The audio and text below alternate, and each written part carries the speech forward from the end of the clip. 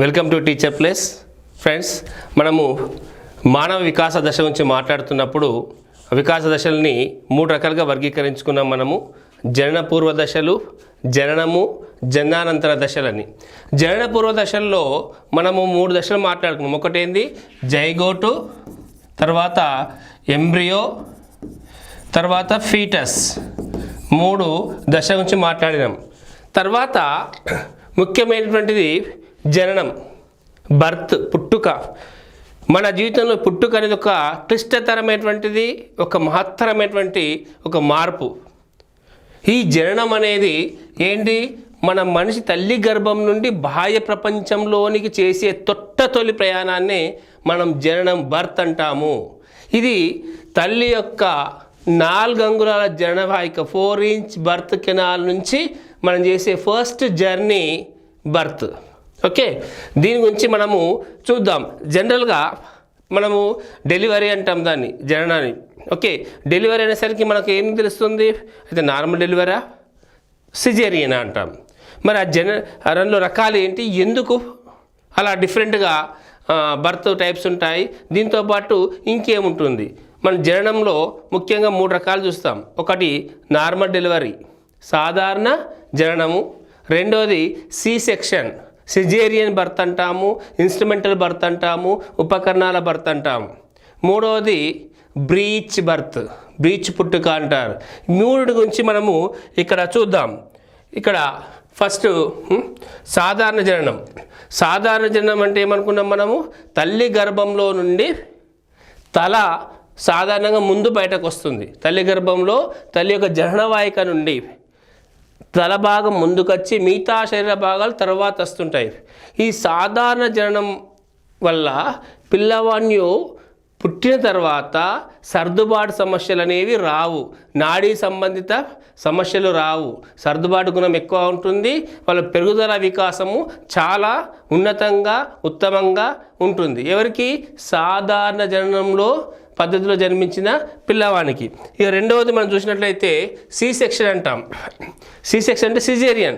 Caesarean చేయాల్సిన పరిస్థితి ఎందుకు వస్తుంది అంటే, సిజేరియన్ అంటే మనకు తెలుసు, తల్లి యొక్క గర్భంలో పొట్టను చీరి, హారిజాంటల్ ఆర్ వర్టికల్, ఆ పిల్లల యొక్క పొజిషన్ బట్టి చీరి బయటకు తీస్తాం మనం.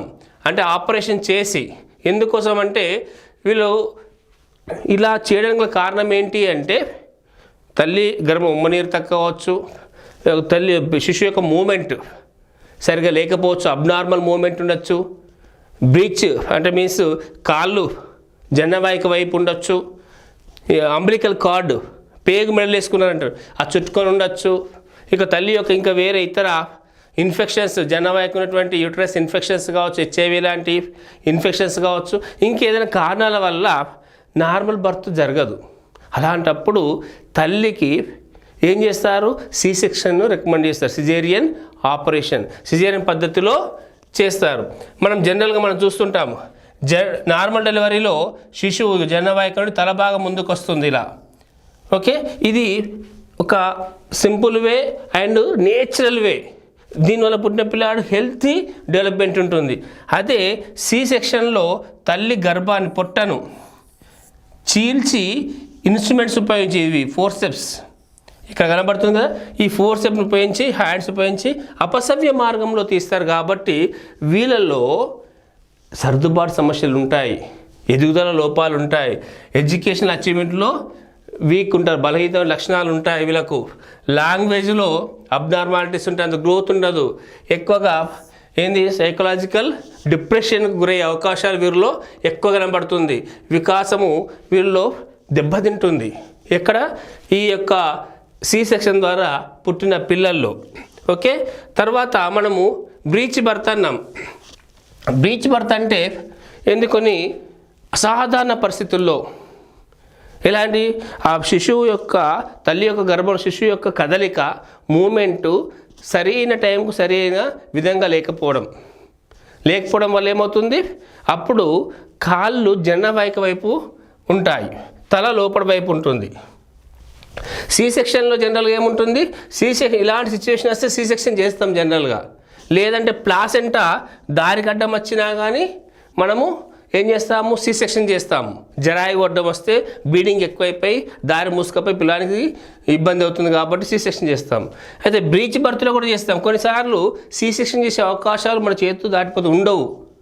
కొన్ని పరిస్థితులు సడన్గా డెలివరీ అయ్యే ఛాన్సెస్ ఉంటాయి. అలాంటప్పుడు జననవాహిక నుండి తల భాగానికి బదులు కాళ్ళు ముందు బాహ్య ప్రపంచంలోనికి అడుగు పెడితే, చూడండి తల్లి యొక్క జ్యూట్రస్, ఇది ప్లాసెంటా లోపలికే ఉంది, అంబలికల్ కార్డు, ఇది బ్రీచ్ బర్త్లో ఏంటంటే జననవాహిక, ఇది బర్త్ కెనాల్. ఇది బర్త్ కెనాల్ నుండి కాళ్ళు బయటకు వస్తున్నాయి, తల లోపలికి ఉంది చూడండి చివరికి. దీన్ని బ్రీచ్ బర్త్ అంటాం. ఇది చాలా ప్రమాదకరమైనటువంటిది.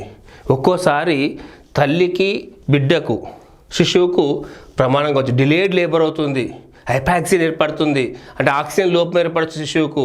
డిలే లేబర్ వల్ల తల్లికి ప్రాణహాని ఉండొచ్చు, బ్రీత్ ప్రాబ్లం అవుతుంది, శ్వాస అందదు, శిశువు కూడా శ్వాస అందదు, ఒత్తిడికి లోనవుతారు. ఇట్లాంటి వారిలో ఏంది నాడీ సంబంధిత వ్యాధులు వచ్చే అవకాశాలు ఎక్కువగా ఉంటాయి, సర్దుబాటు సమస్యలు ఎక్కువగా ఉంటాయి వీరిలో. ఓకే, ఇది జననం రకాలు. అంటే జనన పూర్వ దశలు 3 అనుకున్నాం మనము, జైగోటు, ఎంబ్రియో, ఫీటస్. వాటిలో ఏం జరుగుతుందో మనం చూసాం. తర్వాత జననం అనేది కీలకమైన దశ మానవ జీవితంలో. అది మన యొక్క భవిష్యత్తు జీవితాన్ని చాలా వరకు నిర్దేశించే అంశాల్లో జననం కూడా ఒకటి. అది సాధారణ జననమా, నార్మల్ డెలివరీ, నార్మల్ బర్తా, లేకపోతే సి సెక్షన్ బర్తా, బ్రీచ్ బర్తా అనే దాన్ని బట్టి మన యొక్క డెవలప్మెంట్ అనేది డిపెండ్ అయి ఉంటుంది. ఆ చైల్డ్ యొక్క డెవలప్మెంట్ మీద ఆ టైప్ ఆఫ్ బర్త్ అనేది చాలా ఇన్ఫ్లుయెన్స్ చేస్తుంది. ఓకే, నెక్స్ట్ ఇక జననానంతర దశల్లో మొదటిది మనం నవజాత శిశువు అంటాం, ఇన్ఫాన్సీ. జననానంతర దశలు అకార్డింగ్ టు ఎలిజబెత్ ఆర్లాక్ ఎన్ని అనుకున్నాం, 10 స్టేజెస్ చూసుకున్నాం మనం. ఓకే, నవజాత శిశువు ఇన్ఫాన్సీ అంటాం మనం, ఇన్ఫాన్సీ. అది ఎంత ఉంటుంది, బర్త్ నుండి 2 వీక్స్, 0 to 2 వీక్స్ ఈ యొక్క టైం పీరియడ్. అంటే ఈ నవజాత శిశువు టైము 15 రోజులు మాత్రమే. ఆ పీరియడ్ను మనం ఇన్ఫాంట్ అంటాం, ఇన్ఫాన్సీ స్టేజ్ అంటాం. ఎందుకోసం అంటే ఈ నాభినాళం, అంబిలికల్ కార్డ్, తల్లి గర్భం నుంచి వచ్చిన కట్ చేసి మనము శిశువుతో ఉంటుంది కదా, అది ఎండిపోయి ఊడిపోయేంత వరకు ఉండే సమయము సుమారుగా 2 వీక్స్. అందుకే ఈ దశను అంతవరకు ఉండే దశ అంటారు. లేదా శిశువు బాహ్య వాతావరణంతో సర్దుబాటు చేసుకునేంత వరకు ఉండే కాలం, అంటే దీని సర్దుబాటు దశ. నవజాత శిశువు అనేది సర్దుబాటు దశ అన్నట్టు. ఓకే, దీని నవజాత శిశువు దశ అంటాం. అది 2 వీక్స్ వరకు ఉంటుంది. దాని యొక్క లక్షణాలు ఏముంటో చూద్దాం. ఓకే, ఒక్కొక్కటి. శిశువు పుట్టగానే ఫస్ట్ తల్లి గర్భం నుంచి బయటకు రావనే శిశువు ఫస్ట్ సర్వైవ్ కావాలంటే కొన్ని అంశాల్లో సర్దుబాటు చేసుకోవాలి. ఏంటి, ఒకటి ఫస్ట్ టెంపరేచర్, శీతోష్ణ స్థితి. తల్లి గర్భంలో 100 degrees Fahrenheit టెంపరేచర్ ఉంటుంది తల్లి గర్భంలో. ఆ టెంపరేచర్కి అలవాటు పడ్డ శిశువు తల్లి గర్భం నుంచి బయటకు వచ్చాక వాతావరణంలో హెచ్చు తగ్గులు అనేవి ఉంటాయి. బాహ్య వాతావరణంలో టెంపరేచర్ హైక్ కావచ్చు, లేదా డౌన్ఫాల్ కావచ్చు, తక్కువ ఉండొచ్చు. అలాంటి వాతావరణంలో మార్పులకు శిశువు సర్దుబాటు అనేది చేసుకోవాలి. మొట్టమొదటి సర్దుబాటు శిశువు దాంతోటే బయటకు వస్తూనే వాతావరణంలోకి వస్తారు కదా, వాతావరణంలోకి వచ్చిన టెంపరేచర్కు అడ్జస్ట్ అనేది చేసుకోవాలి. ఇది మొట్టమొదటిగా శిశువు చేసుకునే సర్దుబాటు. లేకపోతే జాండిస్ లాంటి సమస్యలు, ఇంకా వేరే ఇతర సమస్యలు వచ్చే అవకాశాలు ఉంటాయి. అందుకే పుట్టగానే శిశువును ఏం చేస్తారు, తల్లి ఒడిలో పడుకోబెడతారు. తల్లి ఒడిలో పడుకోవటం వల్ల తల్లి యొక్క శరీర ఉష్ణోగ్రతతోటి బాహ్య వాతావరణానికి క్రమంగా అడ్జస్ట్ అవుతుంటాడు, అలవాటు పడుతుంటాడు, సర్దుబాటు చేసుకుంటాడు శిశువు. కానీ దురదృష్టవశాత్తు ఈ రోజుల్లో పుట్టగానే పిల్లాన్ని తల్లి ఒడి కంటే ముందు కంపౌండర్, ఆటో వాళ్ళనో, ట్యాక్సీ డ్రైవరో, ఇంటోలో ఊరంతా చూసినాక తల్లి ఒడిలోకి వస్తుంది. అది పరిస్థితి. అయినప్పటికీ టెంపరేచర్కు శిశువు సర్దుబాటు చేసుకోవాలి. తర్వాత నెక్స్ట్ ఫుడ్. ఏంది ఫుడ్, ఆహారం, ఇన్పుట్ చాలా ఇంపార్టెంట్. ఎందుకంటే తల్లి గర్భంలో ఉన్నప్పుడు అతని పోషణ భారం అంతా తల్లి చూసుకునేది. ఎలాగా, తల్లి యొక్క రక్త ప్రసరణ వ్యవస్థ నుంచే ఆహారము, ఆక్సిజన్ పొందేవాడు. తల్లి గర్భంలో ఉన్నప్పుడు ఆమె రక్త ప్రసరణ వ్యవస్థతోటి, ఈయన సర్క్యులేషన్ సిస్టమ్ తోటి నాకు వచ్చేది ఫుడ్. కానీ బయటకు వచ్చినాక తల్లితోటి బంధం తెగిపోయింది కదా, డిటాచ్ అయ్యాడు. కాబట్టి ఇతను స్వయంగా బ్రీతింగ్ తీసుకోవాలి, స్వయంగా ఫుడ్ తీసుకోవాలి, ఆక్సిజన్ను పీల్చుకోవాలి. బయటకు వచ్చే శిశువు ఇండిపెండెంట్గా ఈ అంశంలో సర్దుబాటు చేసుకోవాలి. నెక్స్ట్ మలమూత్ర విసర్జన. తల్లి గర్భంలో ఉన్నప్పుడు ఆ పిండంలోనే అతడు వదిలిపెట్టేవాడు. అప్పుడు ప్లాసెంటా జరాయువు ద్వారా రక్త ప్రసరణ వ్యవస్థలోనికి అతను వదిలేటువంటి యూరినేట్ చేసినటువంటి అంశాలన్నీ కూడా బయటకి వెళ్ళిపోయేటివి. కానీ బయటకు వచ్చేసరికి అతడు పోషణని స్వయంగా అతడే ఆ విసర్జన ప్రక్రియను యూరినేట్ చేయడము అలవాటు చేసుకోవాలి. బయట వాతావరణంలో యూరినేట్ చేసుకుంటూ స్వేద గ్రంథాలు పనిచేస్తాయి, స్వెట్టింగ్ ఇవి కూడా పనిచేస్తాయి. కాబట్టి ఇవి శిశువు ఓన్గా చేసుకోవాలి. ఇంకొక అంశం ఏంది? బ్రీతింగ్, శ్వాసించడం. తల్లి గర్భంలో ఉన్నప్పుడు బ్రీతింగ్ కూడా తల్లి ద్వారా వచ్చేది. కానీ బయటకు వచ్చిన తర్వాత పిల్లవాడు ఏం చేస్తాడు? స్వయంగా బ్రీతింగ్ చేసుకుంటాడు, స్వయంగా చేసుకోవాలి. ఎందుకంటే పుట్టగానే ఫస్ట్ అతడు బరువు కోల్పోతాడు. శిశువులో మొట్టమొదటి మార్పైంది బరువు కోల్పోతాడు, వెయిట్ లాస్ అవుతాడు. పుట్టినప్పుడు వయసు 2 to 3 kgs ఉంటాడు. కానీ పుట్టిన కొద్ది రోజుల్లోనే బరువు కోల్పోతాడు, వెయిట్ లాస్ అవుతాడు శిశువు.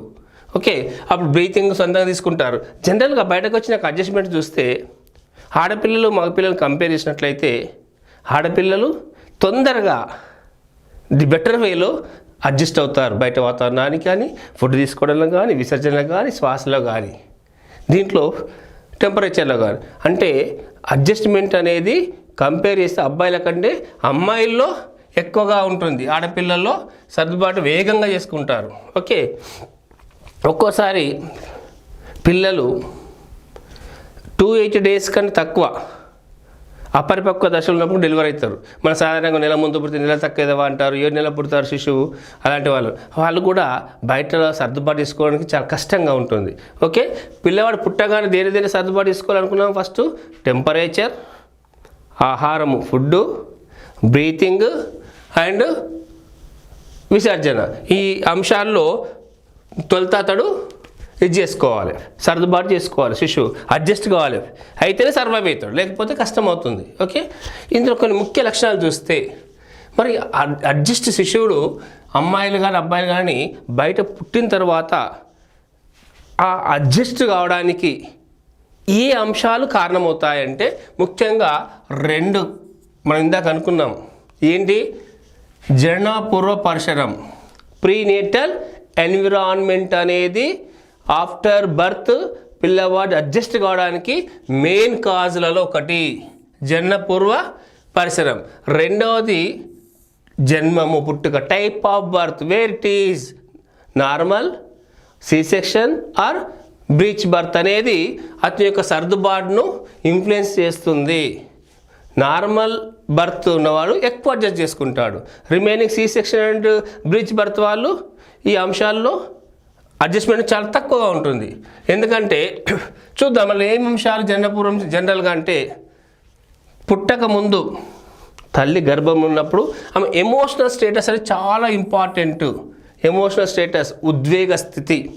ఎందుకంటే తల్లి ఆనందభరితంగా ఉంటే ఆనందప్రాయమైన శిశువు పుడతాడు. తల్లి అగ్రెసివ్గా, కోపంగా, ద్వేషంతో ఉంటే ఆ తల్లి యొక్క శరీర ఉష్ణోగ్రత అమాంతం పెరిగిపోతుంది. మనం చూస్తుంటాం, కోపంగా ఉన్న వాళ్ళు ఊగిపోతుంటాం, ముఖమంతా తెరపెక్కినట్టు కనబడుతుంటుంది. అప్పుడు రక్తనాళాలు రక్తం వేగంగా ప్రయాణిస్తుంది. అందులో గర్భంలో ఉన్న శిశువు ఏమవుతుంటుంది? ఆ రక్త ప్రసరణ వ్యవస్థ ద్వారా వచ్చే ఆహారాన్ని తీసుకోవాలి. ఈ వేగంగా పంపు కావడం వల్ల రక్తము పూర్తిగా ఫిల్టర్ కానీ రక్తాన్ని తాగుతాడు. రక్తం తాగినట్లే అనుకోండి మన భాషలో చెప్పాలంటే. అప్పుడు అతని యొక్క శిశువు అడ్జస్ట్మెంట్ స్టేటస్ ఎలా ఉంటుందో ఉంచుకోవచ్చు. లేదా తల్లి బాధాకరమైనటువంటి దుఃఖపూరితమైనటువంటి వాతావరణంలో కానీ లేదా భయాందోళనలో కానీ గడిపితే తల్లి ఒక్కసారి భయానికి గురైంది అనుకోండి. భయానికి గురైన మనము పుట్టినప్పుడు చూస్తాం పిల్లవాడు మలం మింగి పుట్టాడని. ఎందుకంటే తల్లి బాగా భయపడ్డది. ఎందుకు జరుగుతుంది అంటే అతడు ఏం చేస్తాడు? తల్లి భయపడ్డప్పుడు తల్లి శరీరం మొత్తం ఉష్ణంగా పడిపోతుంది. ఎందుకోసం అంటే ఆ రక్తం రక్తనాళాల గుండా కాకుండా కండరాలకు చిమ్ముతుంది. కండరాలకు రక్తం వేసరికి నా రక్త వ్యవస్థ ప్రసరణ వ్యవస్థ రక్తం తగ్గిపోయి ఏమవుతుంది? తల్లి యొక్క ఉష్ణోగ్రత తగ్గిపోతుంది. అప్పుడు పిల్లవానికి అంతే రక్త ప్రసరణ ద్వారా వచ్చేటువంటి ఆహారం కానీ తీసుకుపోయి ప్లాజెంటా ద్వారా తీసుకుపోయి విసర్జన వ్యవస్థ కానీ మూసుకుపోయి వాడు వదిలిన దాన్నే మింగుతాడు, యూరినేట్ చేసిన దాన్నే మింగుతాడు. అందుకే మలం మింగి పుట్టిండు అంటారు పిల్లలు. సో ఇది అడ్జస్టివ్ మూమెంట్లో కూడా చాలా ఇంపార్టెంట్. అందుకే తల్లిని సంతోషంగా ఉంచాలంటాం. మనం ఇంతకుముందు జననపూర్వ దశలో మాట్లాడుకున్నాం, ఫీటస్ స్టేజ్లో సీమంతం ఎందుకు చేస్తాము అని, తల్లిని ఆనందంగా ఉంచడానికి, ఆమె ఉద్వేగ స్థితిని హ్యాపీగా ఉంచడం వల్ల శిశువు ఎదుగుదల హ్యాపీగా సమర్థవంతంగా జరుగుతుందని చెప్పేసి మనం ఉంచుతాం. అంటే జననపూర్వ పరిసరాల్లో ఆమె యొక్క తల్లి ఎమోషనల్ స్టేటస్ అనేది వెరీ మచ్ ఇంపార్టెంట్. నెక్స్ట్ గర్భాశయంలో అపసవ్యాలు ఏమవుతుంటుంది, పిల్లలు ఒక్కసారి 2 పిల్లలు ఉండొచ్చు, ట్విన్స్, ట్రిప్లెట్స్ ఉండొచ్చు, నలుగురు ఉండొచ్చు, లేదా తల్లి యొక్క శారీరక శ్రమ కానీ ఆమె జీవన విధానం అలవాట్ల వల్ల కూడా తల్లి లోపల పిండానికి గాయాలు కావచ్చు. గాయాలు కావడం వల్ల కూడా ఏమవుతుంది, పిల్లలకి ఈ నరాల సంబంధిత నాడీ సంబంధిత వ్యాధులు వస్తాయి ఒకటి. తర్వాత ఆహారం, సరైన పోషకాహారం తీసుకోకపోవడం వల్ల బలహీనమైనటువంటి ఆరోగ్యం కలిగినటువంటి తల్లి పిండంలో శిశువు ఎలా పెరుగుతాడు, బలహీనంగా తయారవుతాడు. అతడు గర్భ శిశువుకు సరైన పోషణ లభించక సరైన ఎదుగుదల ఉండదు పిండ దశలో. అప్పుడు పుట్టిన తర్వాత ఉన్న పిల్లవాడు బయట వాతావరణంలో సరిగా సర్దుబాటు చేసుకోలేడు. కాబట్టి తల్లి ఏంది, గర్భస్థ స్థితిలో ఉన్నప్పుడు తల్లికి మంచి ఆహారాన్ని ఇవ్వాలి, మంచి ఆరోగ్యాన్ని ఇవ్వాలి, మంచి పరిసరాన్ని కల్పించాలి తల్లికి. ఎందుకంటే భవిష్యత్తు పుట్టబోయే పిట్ట యొక్క భవిష్యత్తును దృష్టిలో పెట్టుకొని తల్లిని సంతోషంగా ఉంచే ప్రయత్నం చేయాలి.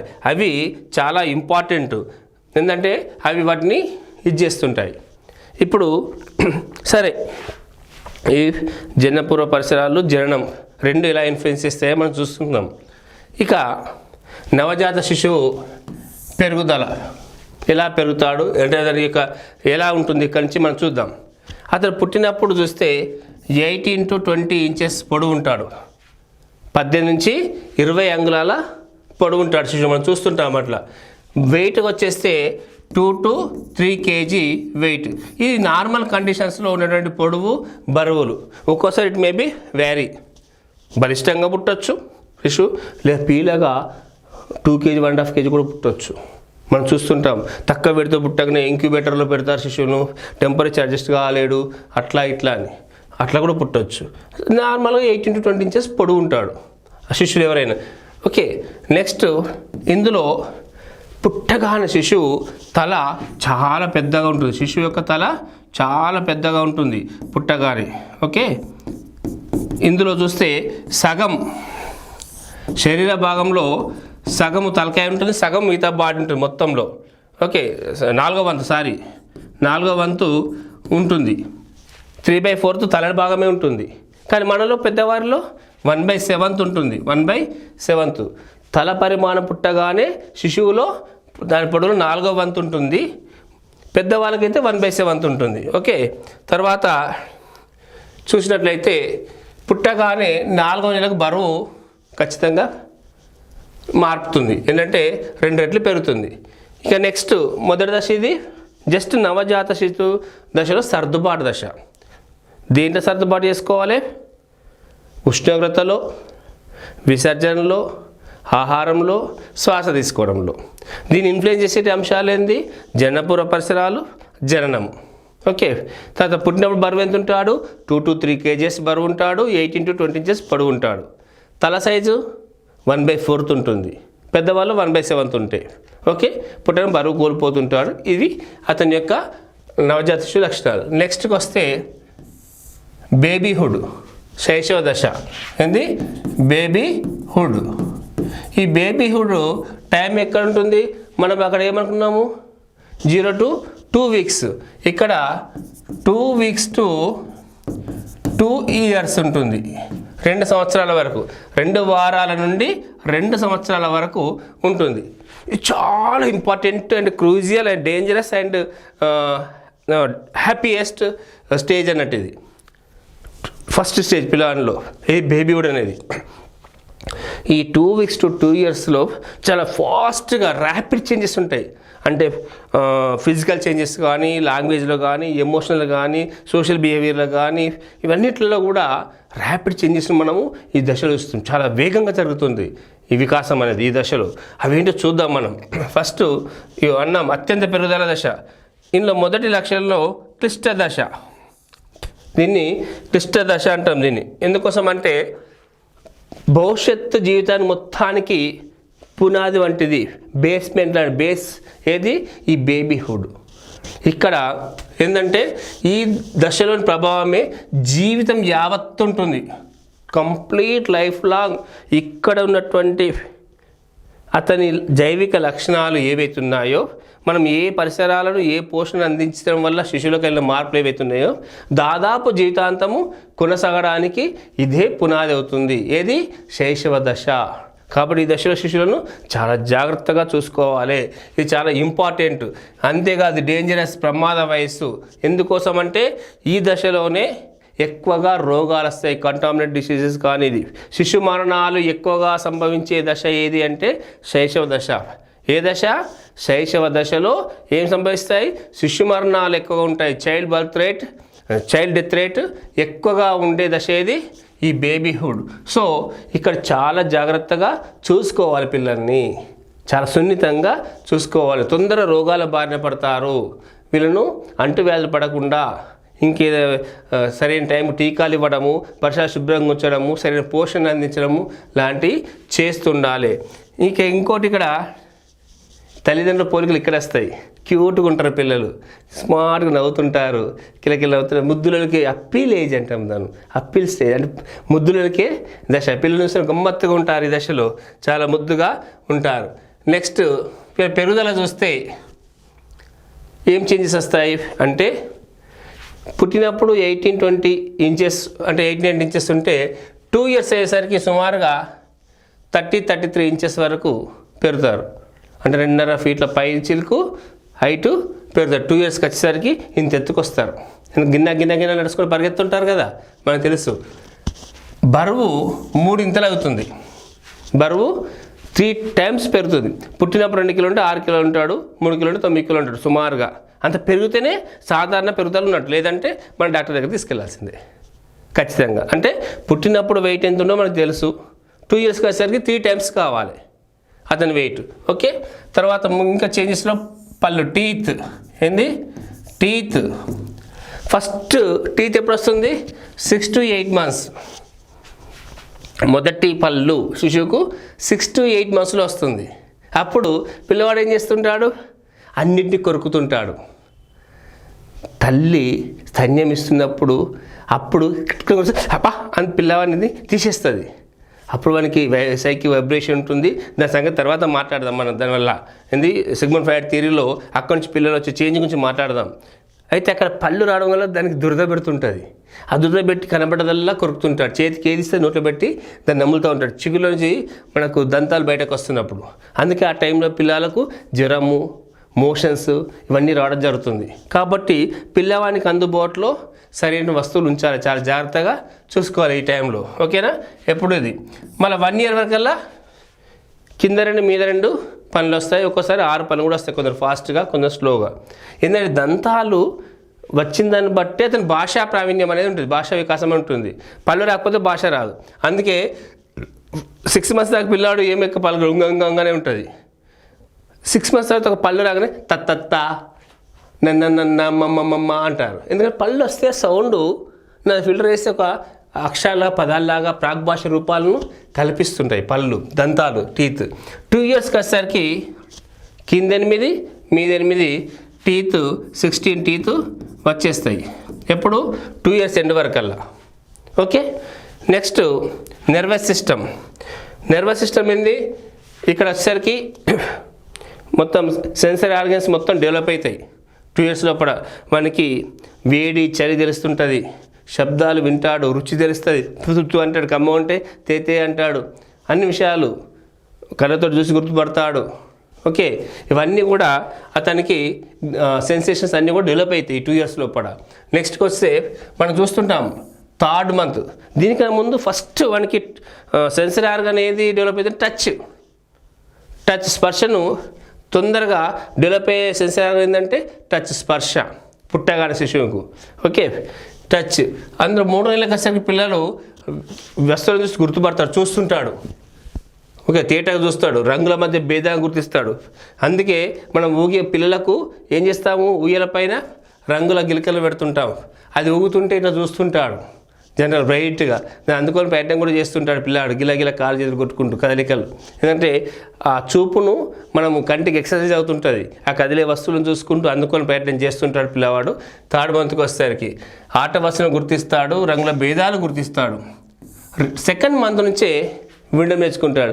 నాన్న చిన్న అనేసరికి ఈ అని నవ్వుతుంటాడు, శబ్దాలకు రెస్పాండ్ అవుతుంటాడు.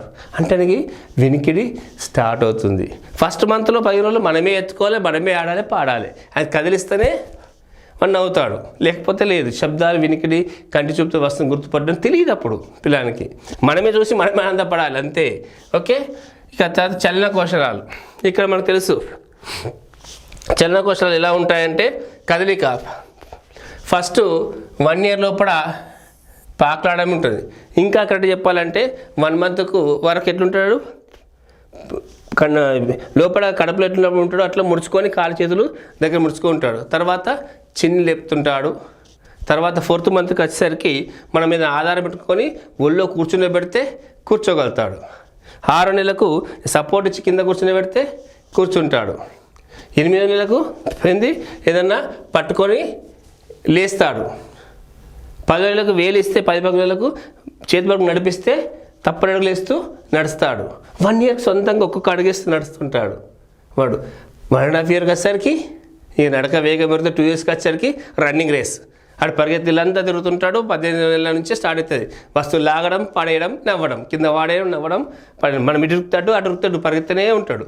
అప్పటికి చలన బాగా పెరుగుతాయి.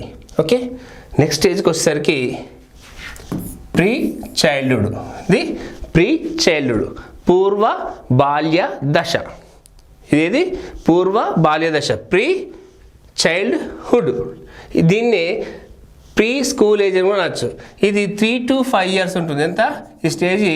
3 to 5 years వరకు ఉండే స్టేజ్ని మనము ఇది ప్రీ స్కూల్ ఏజ్, పూర్వ బాల్య దశ అంటాం.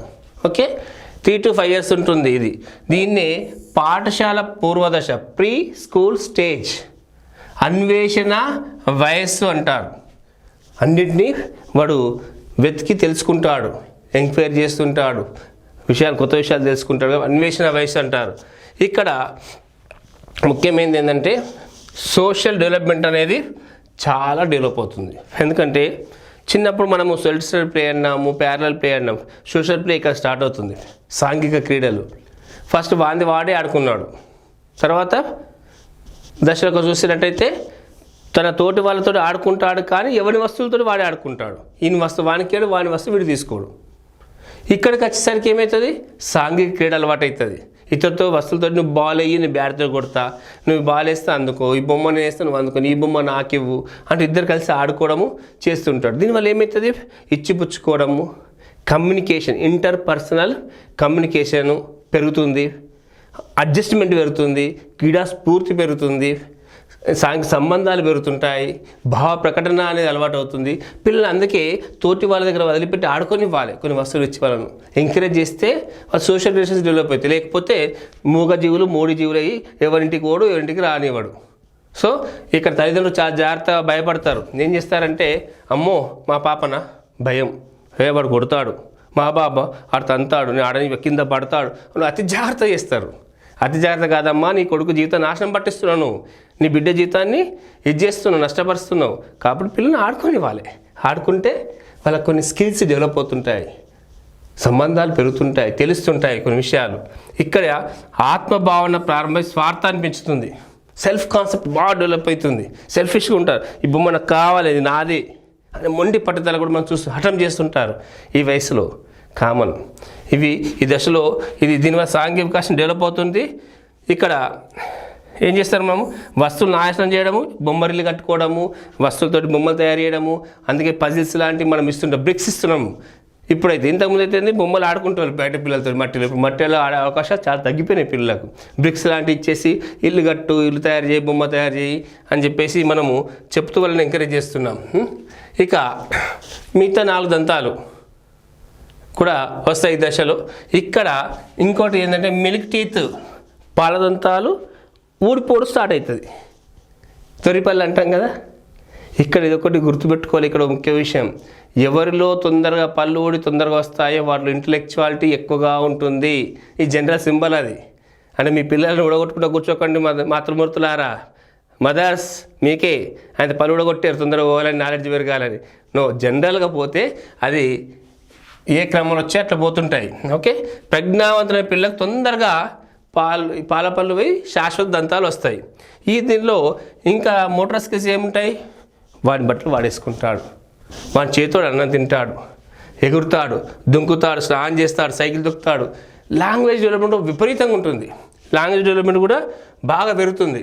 ఎందుకంటే ఈ దశకు వచ్చేసరికి పిల్లల్లో భాష మనం ఏమనుకున్నాం, ఫస్ట్ 6 నుంచి 8వ నెలలో నన్న, తత్త లాంటి పదాలు వస్తాయి. 1 year వరకల్లా 2 పదాలు, 2 నుంచి 3 పదాలు మాట్లాడతాడు. 2 yearsకి వచ్చేసరికి భాష డెవలప్ అవుతుంది. ఇక ఈ దశకు వచ్చేసరికి సాధారణంగా 3 సంవత్సరాల వయసున్న పిల్లవాడు ఒక రకమైన క్వశ్చన్ బ్యాంక్. తల్లిని అడిగే ప్రశ్నలట సాధారణంగా సగటున రోజుకు 300 ప్రశ్నలు అడుగుతాడట పిల్లవాడు. అలా అడుగుతాడు కరెక్ట్ ఉన్నట్టు. అప్పుడు గమ్మత్తే ఉంటుంది. మమ్మీ ఇది ఎందుకు, ఏం అడుగుతున్నావు, నువ్వే ఎందుకు అడుగుతున్నావు, ఇలాంటి ఒక్కటి కాదు ఏది కనపడితే ప్రశ్ననే మనకి అనుమానాలు. అప్పుడు ఎంకరేజ్ చేయాలి, అడగనివ్వాలి, చీ కొట్టద్దు, చిదరించుకోదు, ఏమడుగుతారో ఓకే సార్ అని చెప్పి అనకూడదు పిల్లల్ని. Let them ask the questions. దానివల్ల మనకి హ్యూరిస్టిక్ భావన పెరుగుతుంది, అన్ని భాషా ప్రావీణ్యత పెరుగుతుంది, వాక్య సెంటెన్స్ ఫ్రేమింగ్ పెరుగుతుంది, లాంగ్వేజ్ స్కిల్స్ డెవలప్ అవుతుంటాయి, కాగ్నిటివ్ నేచర్ కాగ్నిటివ్ డెవలప్మెంట్ ఎక్కువగా ఉంటుంది. సో చాలా ఈ దశలో మనకు ఎక్కువగా కనబడుతుంటాయి. సో ఈ దశ చాలా ఇంపార్టెంట్. దీన్ని ఏంది పూర్వ బాల్య దశ, పూర్వ పాఠశాల దశ అంటారు. ఎందుకంటే స్కూల్కి వెళ్ళక ముందు వరకు ఉండే దశ ఇది. 3 to 5 years వరకు ఉండే దశ. ఓకేనా, రైట్. ఇక తర్వాత వస్తే ఉత్తర బాల్య దశ. ఉత్తర బాల్య దశ గురించి మనం చూద్దాం. ఓకేనా, ఈ ఉత్తర బాల్య దశలో జనరల్ 6 to 10 years వరకు ఉంటుంది. ఎంత? 6 to 10 years అంటే స్కూల్లో ఎంటర్ అయిపోయాడు. అందుకే దీన్ని పాఠశాల దశ అంటారు. దోస్తులు ఎక్కువైతారు, మిత్రులు, గ్యాంగ్ ఏర్పడుతుంది. అందుకే గ్యాంగ్ ఏజ్, ముఠా దశ అంటాం దీనికి. ఏంది? ముఠా దశ. కానీ ఇక్కడ అతని పెరుగుదల చాలా స్లోగా ఉంటుంది. సంవత్సరానికి 2 నుంచి 3 ఇంచులు మాత్రమే పెరుగుతాడు. అందుకే ప్రాక్ యవ్వన విలంబన దశ అంటారు దీన్ని. Okay, pre puberty delayed age. Okay, pre puberty delayed age అంటారు. ఎందుకంటే విలంబనం అంటే ఆలస్యం, స్లోగా జరుగుతుంది. ప్రాక్ యవ్వన విలంబన దశ అంటారు. ఇక్కడ సర్దుబాటు, అడ్జస్ట్మెంట్ చేసుకుంటారు. క్లాస్కి వెళ్ళిన తర్వాత పిల్లలతోటి ఇటు కూర్చోండి కూర్చోవడము, ఈ టైంకి టాయిలెట్ వెళ్ళడము, టైంకి తినడము, మాట్లాడము, సైలెంట్గా ఉండడము, సాంఘికంగా సోషల్ స్కిల్స్ డెవలప్ చేసుకోవడము, సర్దుబాటు చేసుకోవడం, ఇవన్నీ కూడా ఇక్కడ ఉంటుంది. ఇక్కడ ఇంకోటి ఏంటంటే ప్రమాదాలు ఎక్కువ జరుగుతాయి. ఎందుకంటే చలన కోశాలు పెరిగి వాళ్ళకు కొంచెం ఓవర్ కాన్ఫిడెన్స్ వస్తుంది. I can run, I can jump, I can catch, I can throw అని చెప్పేసి ఓవర్ ఎక్స్పీరియన్స్ తోటి వాళ్ళు పడిపోయి దెబ్బలు తాకించుకుంటారు. ఈ దశలో ఎక్కువగా తల భాగానికి ఎక్కువ దెబ్బలు తాకుతుంటాయి, తర్వాత ఎడమవైపుకు ఎక్కువ దెబ్బలు తాకుతుంటాయి అని చెప్పి పరిశోధనలు చెప్తున్నాయి. కాబట్టి పిల్లల్ని దశలో చాలా జాగ్రత్తగా చూసుకోవాలి. టీత్ కూడా 28 టీత్ వచ్చేస్తాయి. శాశ్వతంతాలు దాదాపు కంప్లీట్గా వస్తాయి అన్నట్టు ఇక్కడికి వచ్చేసరికి సోషల్ స్కిల్స్ కూడా బాగా డెవలప్ అవుతాయి. సాంఘిక నైపుణ్యాలు, ఇక్కడ మంచి బాలునిగా ఉండాలి, మంచి బాలికలాగా ఉండాలి, హోంవర్క్ చేసుకోవడం, ఎవరైనా వస్తే మర్యాద చేయడం, ఆంటీ బాగున్నారా, అంకుల్ బాగున్నారా, వాటర్ ఇవ్వాలా, ఇలాంటి స్కిల్స్ను అలవాటు చేసుకుంటారు. పిల్లలు పలకరించు, నమస్కారం పెట్టు అంటాం కదా, వాళ్ళు రెస్పాండ్ అవుతారు ఈ ఏజ్లో, స్కూల్ ఏజ్లో. సోషల్ స్కిల్స్ డెవలప్ చేసుకుంటారు, రాయడం చదువు నేర్చుకుంటారు, లాంగ్వేజ్ స్కిల్స్ ర్యాపిడ్గా పెరుగుతాయి ఇక్కడ. సో ఇవి మనము ఈరోజు మాట్లాడుకున్నాం. ఏంటి?